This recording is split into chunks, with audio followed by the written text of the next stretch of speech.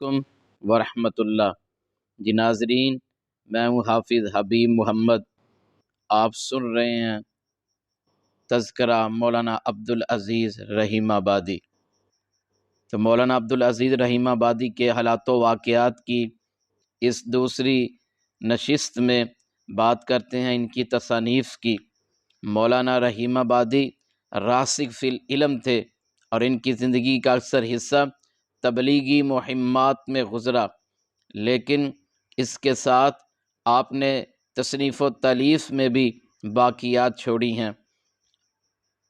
تو سواء الطریق ترجمہ مشکوٰۃ المصابیح، علامہ بغوی نے المصابیح کے نام سے حدیث کا مجموعہ ترتیب دیا، جس کے متعلق صاحب مشکوٰۃ لکھتے ہیں صاحب مشکوٰۃ اسی المصابیح کو اثر نو مرتب کیا اور احادیث کے مخارج کا اضافہ کر کے کتاب میں جو اصولی نقص تھا اس کو دور کر دیا۔ اس طرح مشکوٰۃ المصابیح احادیث کا بہترین مجموعہ بن گئی۔ مولانا رحیم آبادی نے مشکوٰۃ المصابیح کا آسان ترجمہ کیا اور اس کا نام سواء الطریق رکھا۔ دوسری کتاب ان کی حسن البیاں فی معنی سیرۃ النعمان، یہ آپ کا دوسرا شاہکار ہے۔ علامہ شبلی مرحوم امام ابو حنیفہ کی سیرت پر سیرۃ النعمان لکھی، لیکن اس میں انہوں نے بہت سی غلطیاں کر دیں۔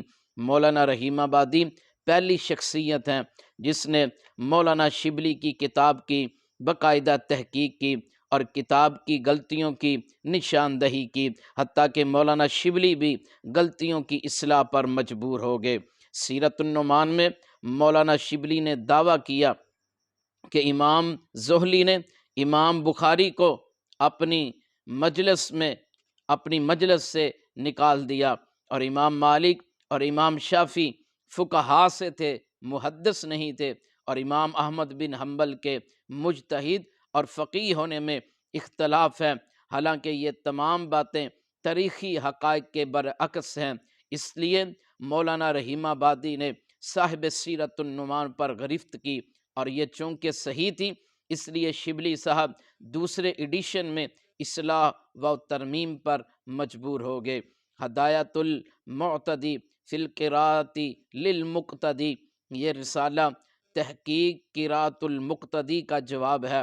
رداد مناظرہ، مرشد آباد 1305 ہجری میں ضلع مرشد آباد بنگال میں اہل حدیث اور احناف کے درمیان مجلس مناظرہ قائم ہوئی، جو 1 ہفتہ تک جاری رہی۔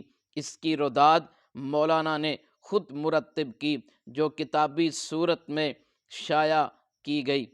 دارالعلوم احمدیہ سلفیہ، مولانا رحیم آبادی دارالعلوم کے لیے زمین تو اپنی زندگی میں ہی خرید چکے تھے، اور اس میں پرائمری تعلیم کی حد تک انتظام بھی کر دیا تھا۔ تو مولانا رحیم آبادی ذیابیطس کے مریض چلے آ رہے تھے، کافی عرصہ بیمار رہ کر 4 جمادی الاخر 1336 کے مطابق 17 مارچ 1917 کو دار فانی کوچ کر گئے۔ آپ کی وفات پر مولانا ثناء اللہ امرسری اخبار اہل حدیث میں لکھتے ہیں کہ میں اس غم کو کن لفظوں میں لکھوں، آنکھیں اشک بار ہیں اور دل مضطرب ہے، مگر مومن کی شام یہ ہے وہی کلمہ کہے جس کی شریعت نے اجازت دی، یعنی انا للہ و انا الیہ راجعون۔ اب بات کرتے ہیں مولانا کے مناظروں کی۔ تو مناظرہ بذات خود دعوت و تبلیغ کا جز ہے۔ ہر زمانہ میں دعوت حق کے لیے مخالفین سے مجادلات اور مناظرات بھی ہوتے رہے۔ تو مولانا رحیم آبادی بھی ایسے دور میں زندگی گزار رہے تھے جس کو مناظرات کا دور کہا جاتا ہے۔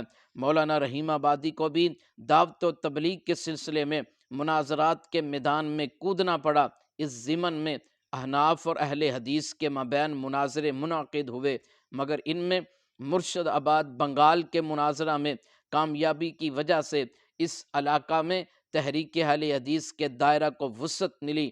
مناظرہ مرشد آباد میں فریقین کے اکابر علماء شریک ہوئے۔ اہل حدیث جماعت کی طرف سے مولانا رحیم آبادی کو مناظر مقرر کیا گیا۔ اس میں اہل حدیثوں کو واضح فتح حاصل ہوئی۔ اگر مولانا کی فن خطابت دیکھیں تو مولانا فن خطابت کے بھی ماہر تھے۔ ان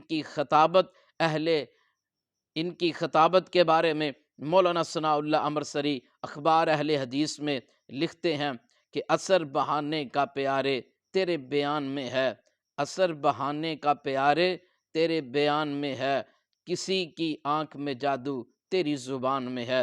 اللہم اغفر لہ ورحمہ وعافہ واعف عنہ، اللہم اغفر لآبائنا ولی امہاتنا ولی مشائخنا ولی اساتذنا۔